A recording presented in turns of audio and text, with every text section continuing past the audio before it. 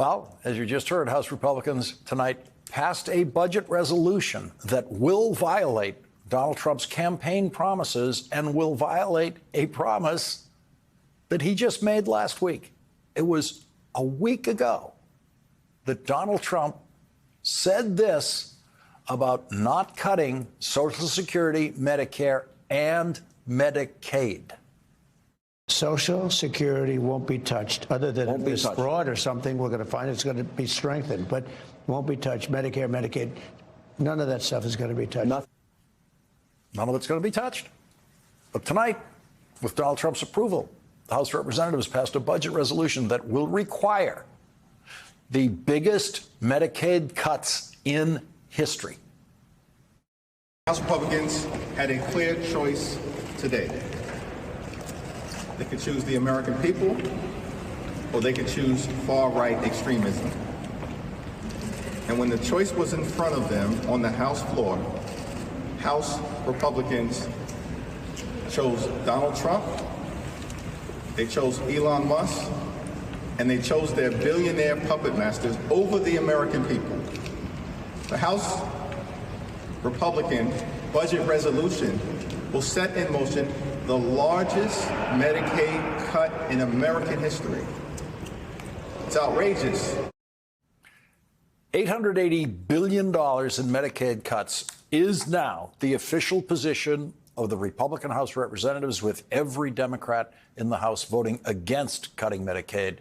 Massive cuts to the federal share of Medicaid mean that millions of people are likely to lose their Medicaid coverage in many states. And in the same budget resolution that will cut health care for the poorest people in America and for the working poor, the richest people in America will profit from massive tax cuts paid for in part by the cuts to Medicaid.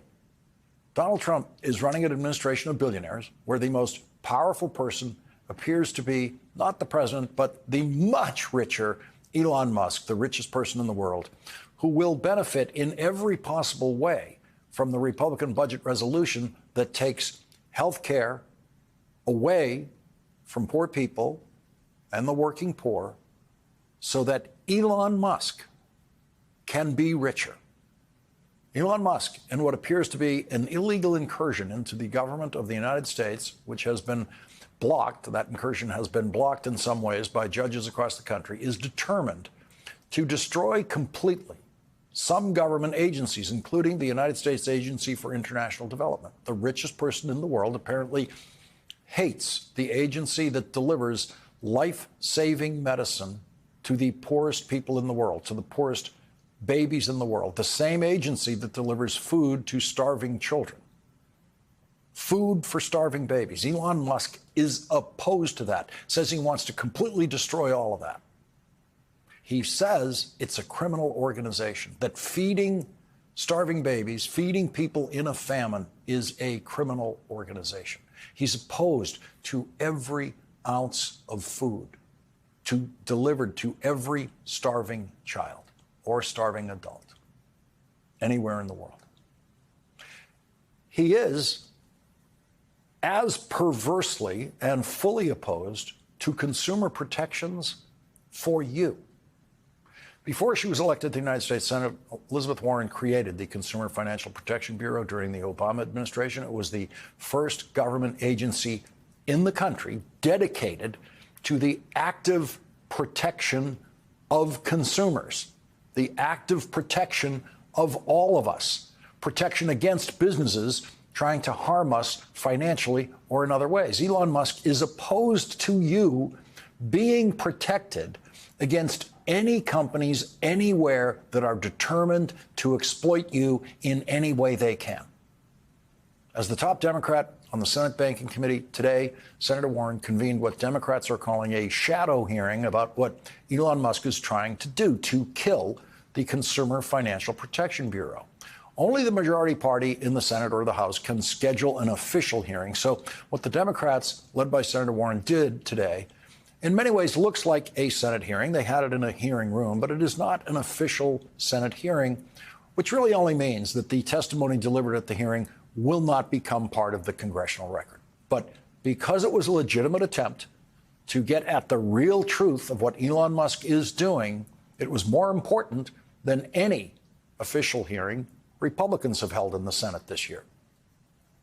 Our focus today will be on what could be one of the biggest cons in American history, the theft of billions of dollars from American consumers. Elon Musk and Donald Trump are going all out to try to kill the Consumer Financial Protection Bureau and make it easier to cheat people out of their hard-earned money. It's about getting away with theft. That's what it's about. The Consumer Financial Protection Bureau exists to protect you from being cheated. And Elon Musk wants to make sure that you can be cheated in every possible way. Elon Musk wants to offer a new X Money feature on his social media platform. But some other apps are already out there, and Musk would have to compete against them.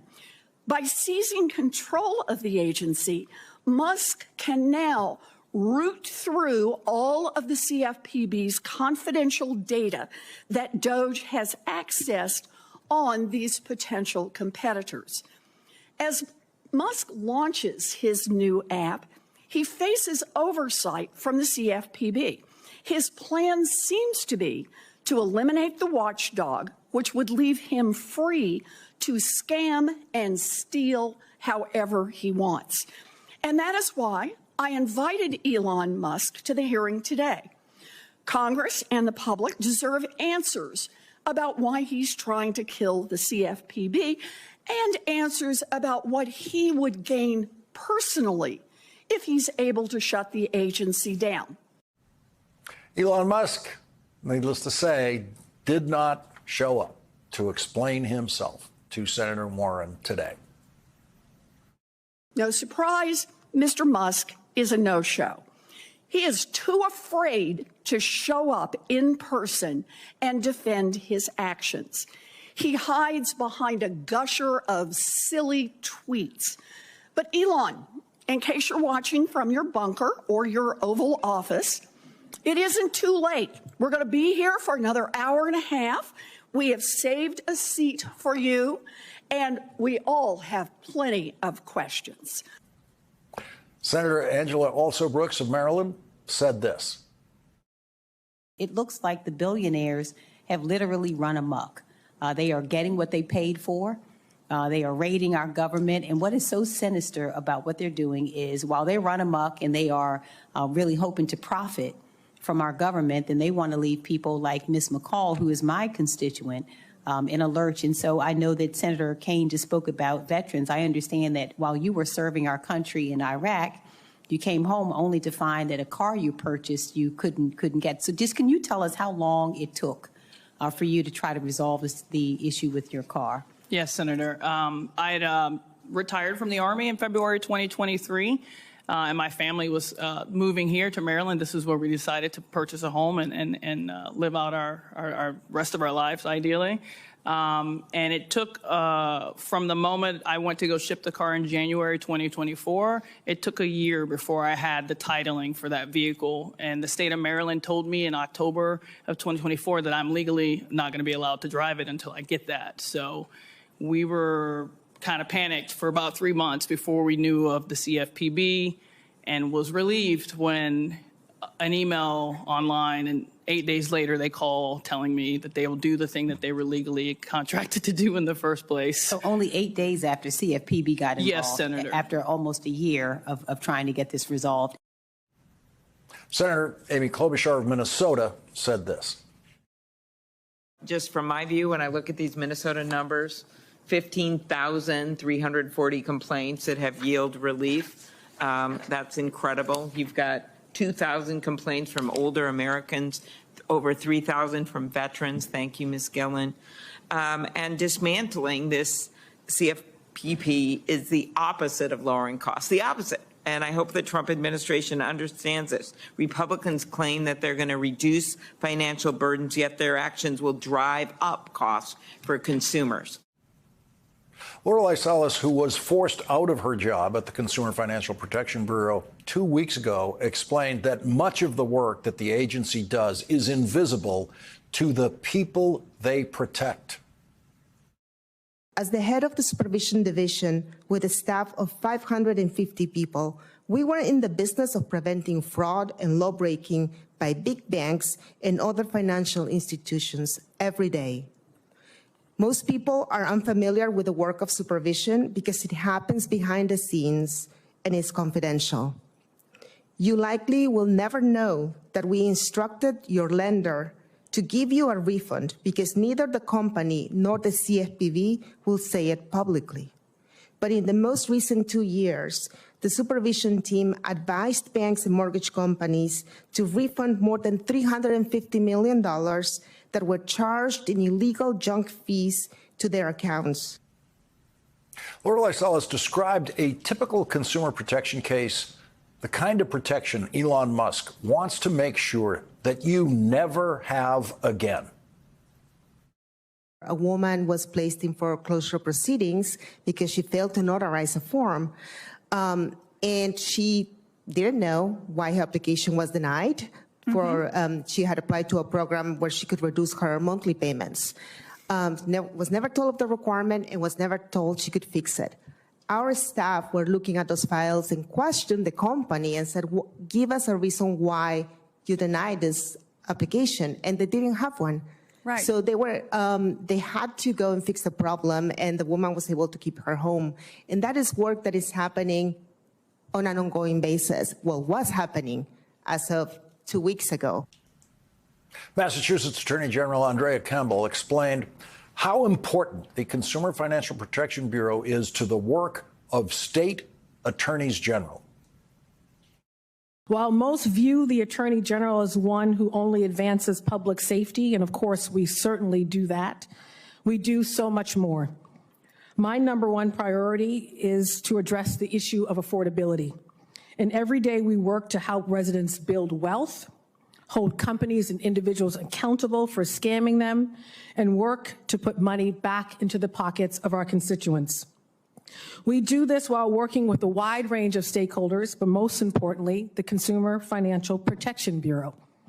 Since its inception, the CFPB has returned over $20 billion to consumers.